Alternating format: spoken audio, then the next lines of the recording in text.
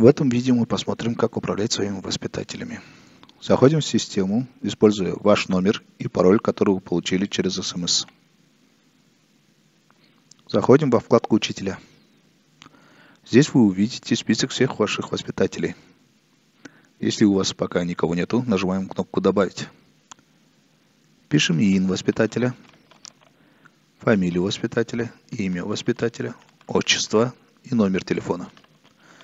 Номер телефона обязательно должна существовать и принадлежать воспитателю, так как на этот номер отправится СМС для входа в мобильное приложение.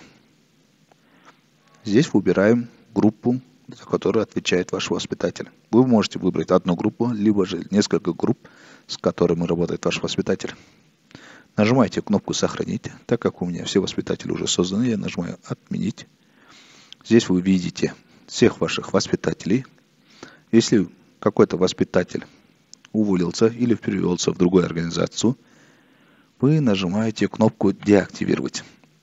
После этого этот воспитатель будет удален из вашей дошкольной организации. Если же какая-то информация или из группы, за которую отвечает воспитатель, изменилась, вы можете здесь отредактировать информацию, либо же отредактировать для этого воспитателя группу.